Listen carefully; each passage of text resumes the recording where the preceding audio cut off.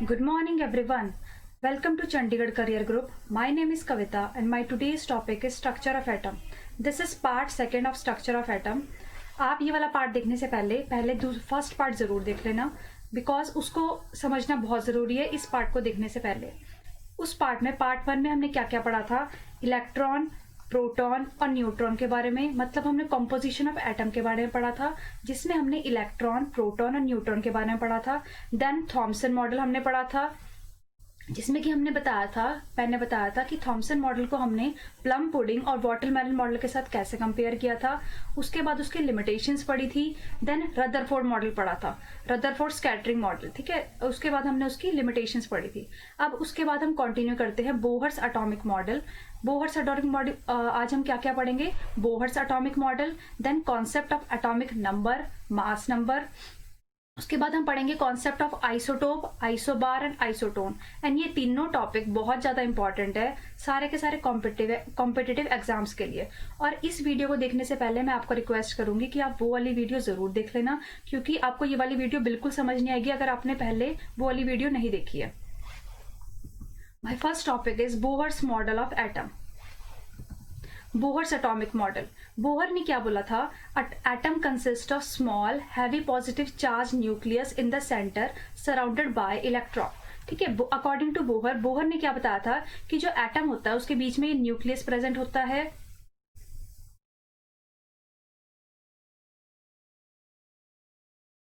उसने क्या बोला था कि एटम के बीच में ये न्यूक्लियस प्रेजेंट होता है. ठीक है, एटम इज सराउंडेड, एटम के बीच में न्यूक्लियस प्रेजेंट होता है, और जो इलेक्ट्रॉन है वो एक पर्टिकुलर पाथ जिसे हम ऑर्बिट, ठीक है, एटम के बीच में न्यूक्लियस होता है, इलेक्ट्रॉन एक पर्टिकुलर पाथ या शेल, इस जो ये राउंड बने हुए हैं राउंड, इसे हम पाथ बोलते हैं, ऑर्बिट बोलते हैं, एनर्जी ऑर्बिट, स्टेशनरी ऑर्बिट और अलाउड ऑर्बिट बोलते हैं.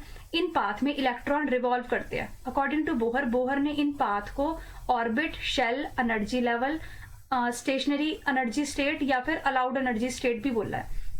ठीक है, बोहर के अकॉर्डिंग जो फर्स्ट जो पाथ है उसे हम के बोलते हैं, इस वाले पाथ को हम के नाम देते हैं, सेकंड वाले को हम देते हैं एल और थर्ड वाले को KLM. ठीक है, तो फर्स्ट जो शेल है उसमें मैक्सिमम ऑफ 2 इलेक्ट्रॉन आ सकते हैं. जो सेकंड शेल है उसमें मैक्सिमम ऑफ, जिसे हम L बोलते हैं, उसमें मैक्सिमम ऑफ 8 इलेक्ट्रॉन आ सकते हैं. थर्ड शेल जिसे हम M बोलते हैं उसमें मैक्सिमम ऑफ 18 इलेक्ट्रॉन आ सकते हैं. सो बोहर ने क्या बताया था, atom consist of small positive charge nucleus in the centre. जैसे कि हमने पढ़ा कि एटम में क्या होता है, न्यूक्लियस होता है बीच में प्रेजेंट. ठीक है, सराउंडेड बाय इलेक्ट्रॉन. हमने देखा ना कि इलेक्ट्रॉन रिवॉल्व कर रहे हैं एक शेल फिर दूसरे शेल में. ठीक है, फिर उसके बाद बोहर ने क्या बोला, the electron in an atom revolve around the nucleus in a certain selected circular path. These path are called orbit, shell, energy level. ठीक है, इस पाथ को ये क्वेश्चन एग्जाम में भी पूछा जाता है कि ऑर्बिट, शेल या एनर्जी लेवल का कॉन्सेप्ट किसने दिया था, तो ये किसने दिया था, बोहर ने. So the electron in N orbit revolve around the nucleus in certain selected circular path, और इन पाथ को हम ऑर्बिट, शेल या एनर्जी लेवल बोलते हैं. थर्ड जो अभी मैंने बताया, जैसे कि फर्स्ट शेल को हम क्या बोलते हैं, के शेल, सेकेंड शेल को हम एल शेल बोलते हैं, थर्ड को हम एम शेल बोलते हैं. और फर्स्ट शेल में मैक्सिमम ऑफ 2 इलेक्ट्रॉन आ सकते हैं, सेकेंड में 8 इलेक्ट्रॉन आ सकते हैं, थर्ड में 18 इलेक्ट्रॉन आ सकते हैं, सो ऑन. और एक ऑर्बिट जो है वो 2n² इलेक्ट्रॉन ऑक्यूपाई कर सकता है. ठीक है, next, the energy of an electron does not changes with time, that is as long as the electron remain in a particular orbit it does not loses or gain energy, that is the energy of an electron in a particular energy shell remain constant. So Bohr ने क्या बोला था कि electron जब तक एक orbit में रहता है, देखो ये न्यूक्लियस है, ये एक ऑर्बिट है, अगर इलेक्ट्रॉन इस ऑर्बिट में जब तक रहेगा ना ही वो एनर्जी लूज करेगा ना ही वो एनर्जी गेन करेगा. ठीक है, एक पर्टिकुलर एनर्जी लेवल में ना ही वो एनर्जी लूज करता है ना ही वो एनर्जी गेन करता है. अगर आपको याद हो तो मैंने आपको रदरफोर्ड में बताया था, रदरफोर्ड ने इस चीज के बारे में कुछ नहीं बताया था कि इलेक्ट्रॉन की एनर्जी के बारे में. इसी वजह से उसकी जो लिमिटेशन थी वो भी यही थी, स्टेबिलिटी ऑफ एटम के बारे में. ठीक है, तो इसमें क्या बताता है बोहर कि इलेक्ट्रॉन ना ही एनर्जी लूज करते हैं ना ही एनर्जी गेन करते हैं। वही बात है, अगर इलेक्ट्रॉन एनर्जी लूज और गेन नहीं करेंगे तभी वो न्यूक्लियस में नहीं गिर सकते। ठीक है, तो इस बात को एक्सप्लेन किया था बोहर ने कि the energy of an electron does not changes with time as long as the electron remain in a particular orbit, it does not loses और गेन एनर्जी। ठीक है, वो ना ही लूज करता है एनर्जी, इलेक्ट्रॉन ना ही गेन करता है जब तक एक पर्टिकुलर शेल में रहेगा, और उसकी एनर्जी जो है वो कांस्टेंट रहती है। Then the shell are called stationary shell और अलाउड शेल। जैसे कि अभी मैंने बताया कि orbit, shell, energy level, stationary shell, allowed shell या अनाउड एनर्जी लेवल या फिर स्टेशनरी एनर्जी लेवल, इन सबको मतलब ऑर्बिट को बोलते हैं। मतलब हम बीच में होता है सेंटर में न्यूक्लियस, देन ये जो ऑर्बिट होते हैं इन्हीं को बोलते हैं orbit, shell, energy level, stationary shell, allowed shell या स्टेशनरी एनर्जी लेवल या फिर allowed energy level. Then electron can revolve only in those orbit whose angular momentum of electron is integral multiple of mvr is equal to nh by 2 pi। अब according to Bohr ने बोला कि सिर्फ वही electron revolve कर पाते हैं जिनका एंगुलर मोमेंटम, अब एंगुलर मोमेंटम को हम किससे डिनोट करते हैं, mvr से, जिनका एंगुलर मोमेंटम इंटीग्रल मल्टीपल होता है nh by 2 pi r के। ठीक है, तो इस टॉपिक में हमने क्या देखा कि बोहर एटॉमिक मॉडल के बारे में पढ़ा, जिसमें कि हमने देखा कि जो एटम है, atom consist of nucleus in the centre of atom consist of nucleus जो कि सेंटर में प्रेजेंट होता है, और जो इलेक्ट्रॉन है, इलेक्ट्रॉन वो एक पाथ में या फिर शेल में रिवॉल्व करते हैं, और इन शेल को या इन पाथ को हम orbit, shell, energy level, stationary energy level या फिर अलाउड एनर्जी लेवल बोलते हैं। और ये चीज बहुत इंपॉर्टेंट है कि जो इलेक्ट्रॉन है वो जब एक पर्टिकुलर शेल में होते हैं तो ना ही वो एनर्जी लूज करते हैं ना ही वो एनर्जी गेन करते हैं, उनकी जो एनर्जी है वो कांस्टेंट रहती है। देन इलेक्ट्रॉन सिर्फ उन्हीं ऑर्बिट में रिवॉल्व करते हैं जिनका angular momentum nh by 2 pi होता है। देन अगर हम पढ़ें मास नंबर को हम किससे डिनोट करते हैं, अब हम मास नंबर और एटॉमिक नंबर के बारे में पढ़ेंगे। अब हम मास नंबर क्या होता है, मास number is denoted by a and atomic number is denoted bye z। ठीक है, अब हमने देखते हैं कि अगर आपको कोई पर्टिकुलर एटम दे रखा है, ठीक है, जिसमें ये z क्या डिनोट करता है, एलिमेंट सिंबल, जो a है वो क्या है, मास नंबर, z क्या है, एटॉमिक नंबर। ठीक है, तो अब हम जैसे आप यहाँ पे देखिए, हम हीलियम की बात करेंगे, यहाँ पे अगर हम x की बात करें जो कि कोई सिंबल है, अगर हम वो सिंबल हीलियम लेंगे, हीलियम एक सिंबल है जहां पे ऊपर क्या होगा, मास नंबर। अभी मैंने बताया कि a से डिनोट करते हैं मास नंबर, तो ऊपर जो आता है वो मास नंबर आता है, और यहाँ पे नीचे एटॉमिक नंबर आता है, तो एटॉमिक नंबर हम यहाँ पे लिखेंगे। किसी भी सिंबल को अगर आपने रिप्रेजेंट करना है तो आप यहाँ पे ऐसे सिंबल लिखेंगे, बीच में ऊपर मास नंबर और नीचे एटॉमिक नंबर, और मास number is denoted by a and atomic number is denoted bye z। So atomic number is defined as number of proton and number of electron। Atomic number को हम z से denote करते हैं जो कि equal होता है नंबर ऑफ प्रोटॉन के और नंबर ऑफ इलेक्ट्रॉन के। तो अब ये आप याद रखेंगे क्योंकि इस बेस पे न्यूमेरिकल से पूछते हैं।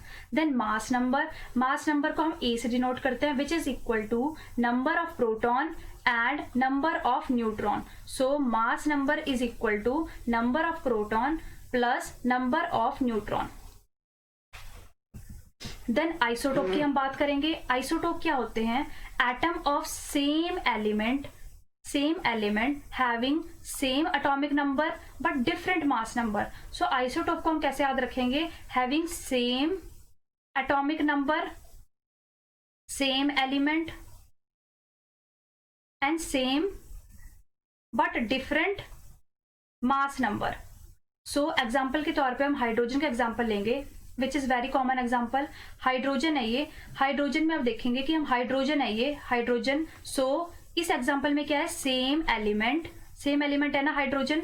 ठीक है, हम नीचे मैंने बताया नीचे लिखते हैं atomic number. So same atomic number but different mass number क्या है, डिफरेंट। ठीक है, तो isotope is defined as atom of same element जिनका सेम एटॉमिक नंबर होता है लेकिन डिफरेंट मास नंबर होता है। अब जो हाइड्रोजन जिसका एटॉमिक नंबर होगा, मास नंबर होगा 1, उसे हम प्रोटियम बोलते हैं, मास नंबर 2 को ड्यूट्रियम और मास नंबर 3 को ट्रीटियम। Next isobar. आइसोबार क्या होते हैं? Atom of different element. आप याद रखेंगे कि आइसोबार आइसोटोप में सेम एलिमेंट होते हैं, लेकिन आइसोबार में डिफरेंट एलिमेंट होते हैं। तो atom of different elements having same mass number but different atomic number. देखिए यहाँ पे मैंने क्या बोला कि डिफरेंट एलिमेंट, तो डिफरेंट एलिमेंट है ना, argon different, potassium different and calcium different. So atom of different element having same mass number. मैंने बताया ना आपको कि ऊपर हम मास नंबर लिखते हैं तो 40, 40 और 40। So atom of different element, different argon, potassium, calcium, having same mass number 40 है सबका, और डिफरेंट एटॉमिक नंबर। अब आर्गन का एटॉमिक नंबर 18 होता है, पोटेशियम का 19 होता है और कैल्शियम का 20 होता है। तो these are the example of isobar. This is example of isobar.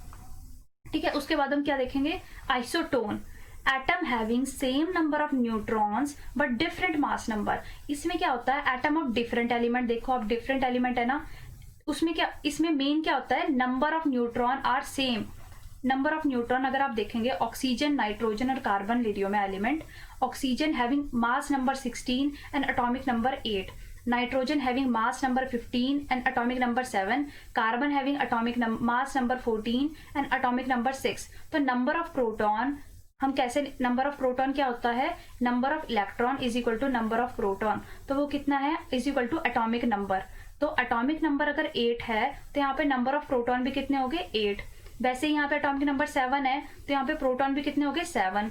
यहाँ पे एटॉमिक नंबर 6 है तो यहाँ पे प्रोटॉन भी हो क्या, कितने हो गए? 6। देन ऑक्सीजन का मास नंबर है 16, मास नंबर। अब हम नंबर ऑफ न्यूट्रॉन कैसे निकालेंगे? 16 माइनस 8 तो आ जाएगा n is equal to 8, new number of neutron is equal to 8। वैसे यहाँ से भी कि 15 माइनस 7 कितना हो गया? n 8, neutron, number of neutron 8। वैसे ही 14 minus 6, number of neutron 8। So isotope are atom having same number of neutron. So here number of neutron n is equal to 8, number of neutron कितने हैं? यहाँ पे 8 है, जो कि सबके सेम है। सो यहाँ तक हमने पढ़ा। हमने आज क्या क्या पढ़ा? सबसे पहले हमने क्या देखा? Bohr model of atom. Bohr model में शेल के बारे में बात की गई, न्यूक्लियस के बारे में बात किया कि न्यूक्लियस जो है वो एटम के सेंटर में लाई करता है। इलेक्ट्रॉन एक पर्टिकुलर ऑर्बिट, शेल या फिर अलाउड एक पर्टिकुलर ऑर्बिट में रिवॉल्व करते हैं, जिसे हम ऑर्बिट बोलते हैं, शेल बोलते हैं। Energy level, stationary energy level, allowed energy level और अलाउड एनर्जी स्टेट बोलते हैं। ठीक है, इलेक्ट्रॉन सिर्फ उन्हीं ऑर्बिट में रिवॉल्व करता है जिनका एंगुलर मोमेंटम nh/2π होता है। देन इलेक्ट्रॉन कभी भी एनर्जी लूज या गेन नहीं करते। उसके बाद हमने पढ़ा मास नंबर के बारे में। मास नंबर को हम A से डिनोट करते हैं, एटॉमिक नंबर को Z से। ठीक है, कोई भी सिंबल होगा उसमें ऊपर हम मास नंबर लिखते हैं एंड एटॉमिक नंबर नीचे लिखते हैं। उसके बाद हम एटॉमिक नंबर को मैंने कैसे बताया? Atomic number is equal to number of proton is equal to number of electron. Then mass number is denoted by A which is equal to number of proton plus number of neutron. Isotopes क्या होते हैं? Same element होंगे, same atomic number होगा, लेकिन different mass number होगा। तो इसका example वही प्रोटियम, ड्यूटियम और ट्रीटियम होगा। आइसोबार क्या होंगे? डिफरेंट एलिमेंट होंगे, सेम मास नंबर होगा, डिफरेंट एटॉमिक नंबर होगा, जैसे कि आर्गन, पोटेशियम और कैल्शियम का हमने एग्जांपल लिया। और आइसोटोप में मेन क्या होता है? नंबर ऑफ न्यूट्रॉन सेम होते हैं। तो आज के लिए इतना ही। नेक्स्ट वीडियो में हम कंटिन्यू करेंगे इस चैप्टर को। Thank you.